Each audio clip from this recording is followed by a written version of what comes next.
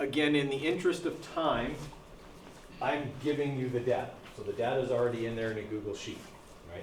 The idea here is that you'll get most of the lab report done in class today because you don't actually have to acquire the data, which takes a while, okay? So the way we acquired the data in this lab was, I built a ramp like this. Ramp, okay? I took same cart that we used the last time. Okay, and all I did was put it on the ramp and let it go down the ramp. All right, and I had like a sweater or something at the bottom that would cushion it and stop it at the bottom so it wouldn't go off the end of the ramp. Okay, so what is it going to do as it goes down the ramp? It's going to accelerate. Exactly. Okay, that's the whole point of this lab, is to observe something that's undergoing accelerated motion. Okay, so put it on the top of the ramp, and maybe I'll have my kid ready to catch this as it comes off the end of the ramp. Okay, so can everybody see? Can't see, you might want to stand up, just because you got to observe it, right? You got to see what it looks like, okay, as it goes down. All right, so I would have done the exact same thing I did the last time with my phone. I'd start my phone, let the cart go. Once it got to the bottom, I stopped my phone. Okay, now, does that mean I got some data after the bottom of the ramp? Is that okay? Yeah. It absolutely is, because I'm going to cut it off. Right? I'm going to know exactly where the object stopped accelerating down the ramp, because the shape of the graph will, yeah, well, it'll change, right? Like it would be going up in a linear fashion, and then it'll suddenly just drop. Okay, when it hit Maya's hand or hit the sweater. Okay, it would just flatten and drop to the bottom. So, okay, it'd be easy to tell where it all started and where it all stopped. So there's not really any recording errors that can go on, other than ones similar to the last lab.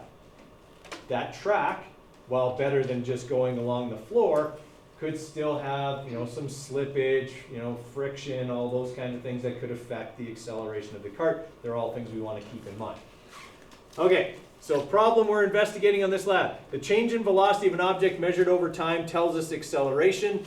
How can a velocity versus time graph help us calculate acceleration? Well, we've looked at this already a few times.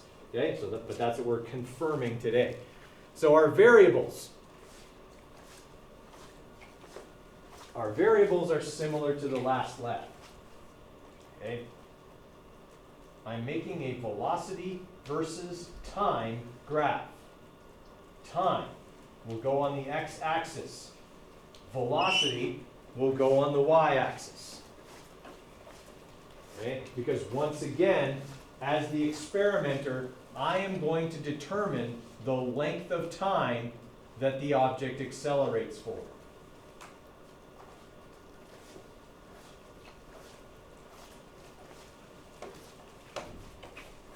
Okay? Now I know that might seem a little bit strange, because in this experiment I did a few different trials of this with different heights.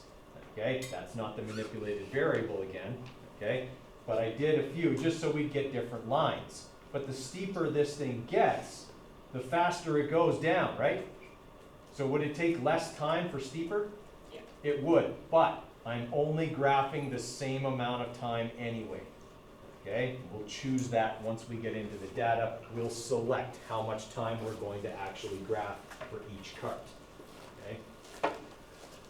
Right, and then obviously, the longer I allow it to travel down the ramp for, the faster it will go. Exactly. Okay. Would it also go further? Yes. There would actually be, and when we do this in Physics 20, we do a very similar lab, but we also look at the position of the cart. Okay, we would have two responding variables. This one, we're only worried about one. Okay, we're just worried about velocity and time in this lab. Okay, thinking about control variables for this lab, there's one that's really important. We don't actively control it, though. It just doesn't change. And it has to do with why they go down the ramp. Okay? So one of your controlled variables is the thing that's making the cart go down the ramp. Obviously that's not me, I didn't push it. Okay? Something pulled it towards the bottom of the ramp. And it didn't change throughout the entire lap. Okay? You need two more. Okay? Just think about what things didn't change as the cart goes down the ramp. Okay? That's the only part of the experiment we're worried about. Okay? Is that while the cart is going down the ramp, what things don't change. Okay? Because anything that could affect the acceleration needs to be kept the same. Okay? Was it the same ramp for all of them? Yes, it was the same ramp. Yeah, I used the same ramp. I didn't change the angle, but again, that wasn't our manipulated variable. I just wanted different sets of data.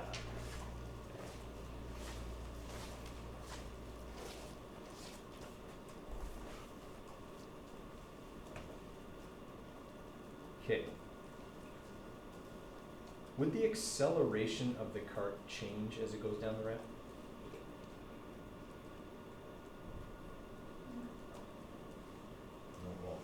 Okay, remember, what we're going to be looking at here is a velocity versus time graph. Okay, and it's going to look like this. What does the slope of this represent? Right. The slope of this line represents acceleration.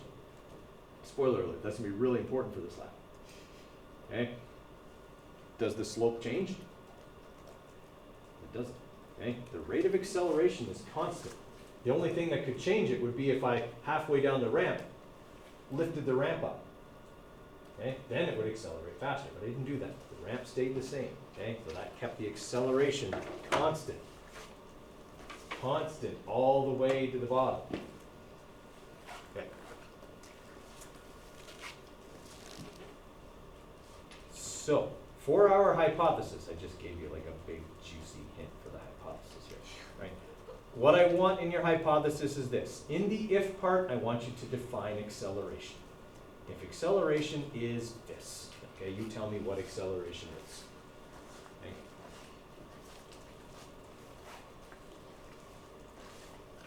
And this is obviously already in your file, okay? The and part, describe the experiment briefly, okay? Then, what will the velocity time graph look like?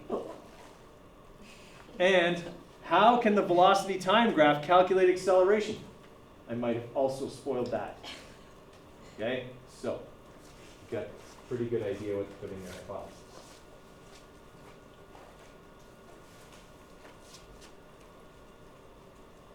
Okay, so in your analysis, you're going to have three things that you're going to have to do. You're going to have to fill in this chart. Okay, so for each trial, you're going to put in the slope, you're going to put in B, what your y-intercept is, and make sure you put units, so just replace units with the actual units. Okay, so whatever the units for B are, whatever the units for the slope are, okay, and then the displacement over the whole trip, which we'll talk about here in a minute. Okay, so you're basically just filling in this chart and then answering these two questions. From your data, which trial had the greatest acceleration, and using your best fit line, calculate the displacement of each car over the entire time, which we'll talk about here in a few minutes. Okay, then you'll have your conclusion and evaluation, same as you always do. Right? Any questions so far? Okay, then let's look at the graph, okay, and what we have to do with it, okay, in terms of getting this filled in.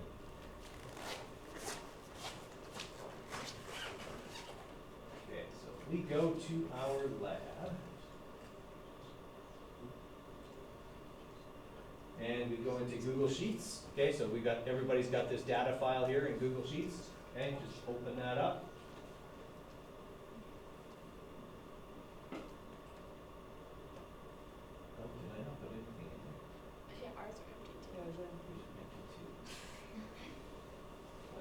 Oh, I know why. Because I wanted you to get the data from the video. Okay, I totally forgot that that's what I did.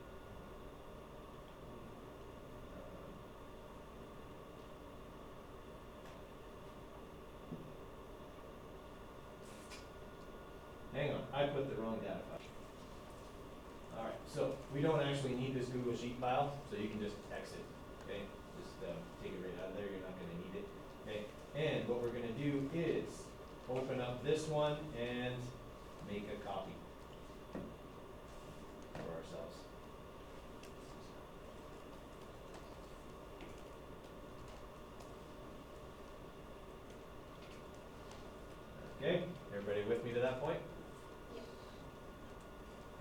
So we gotta build our graph, same as we always do. So we're gonna highlight our data.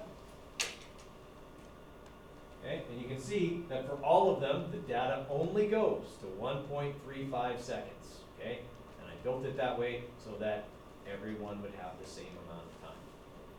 Okay, so we're just gonna highlight that, go to Insert, Chart.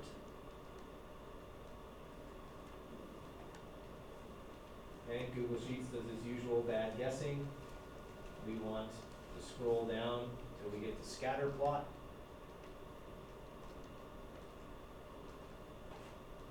Okay, and you can see we get pretty decent lines. There's a little flattening here, okay, but they're pretty decent lines for acceleration.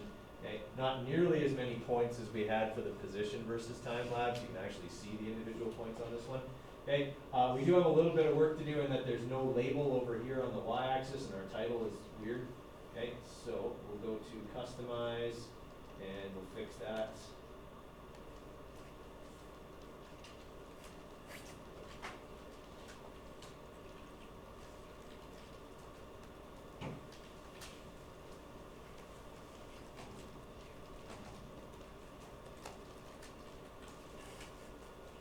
Okay, something like that kind of makes sense.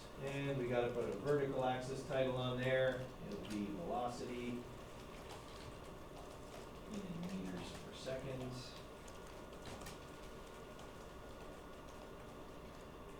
Okay, so now it's formatted properly. What do we need to put on it? The line, right, we need a line of best fit, and we need one for each car. Alright, so we're gonna go to Series, okay, right here. Make sure it applies to all series, that is the default, but just in case. Okay, I'm gonna make my points just a little smaller. And then I'm gonna go down here to Trend Line. Click on that. Now I've got a line of best fit for each one of my cars. And then I'm gonna scroll down even further to here where it says Label. Click where it says None and highlight Use Equation. Okay, now I've got y equals m times x plus b for each one of the cards. Now my graph is complete, and I can bring it over into my lab report.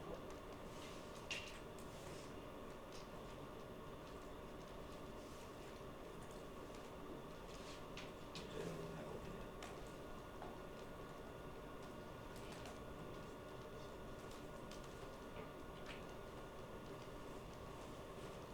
Okay, so now I've got my graph in there.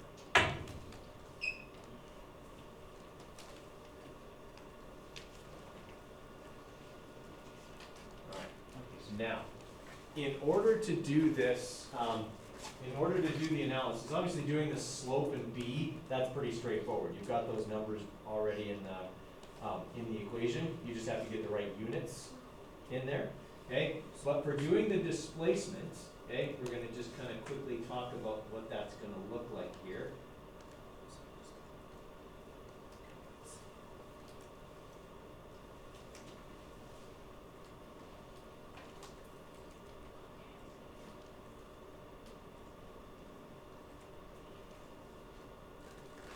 Okay, so just as a quick review, how do I get displacement from a velocity versus time graph?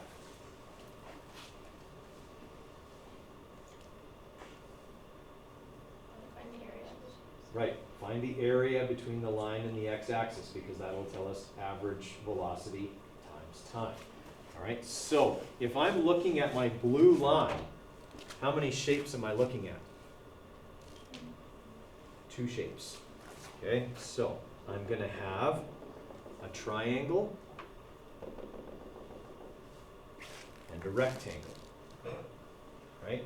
Now, I don't know how tall the triangle is, and I'll have to do a little bit of work to figure that out.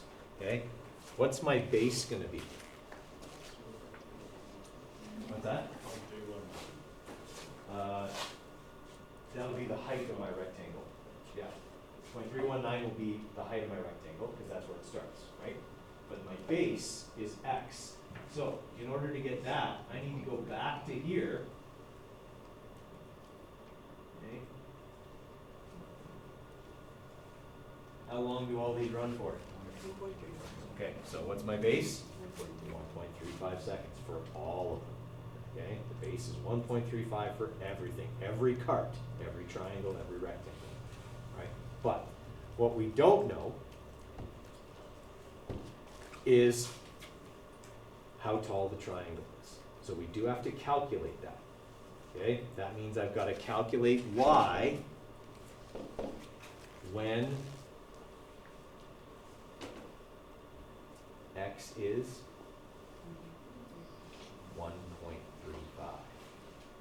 Okay, I need to know what y is when x is 1.35. That'll tell me this whole side. Okay, now I only need this much of it, so what will I subtract from that? Right, that. Okay, so you got the height of the triangle, height of the rectangle, base of the triangle, base of the rectangle. You're calculating the displacement for all of the carts. Everybody follow me on that? Okay. So, that's all there is to it. Okay, there's really not that much. There's a bit of calculating, and I will want to see your work. Okay, so either typing it in or doing it on paper and taking a picture of it and putting it in after. Okay, oh, incidentally, when you're putting in pictures of your work, can you please make it big?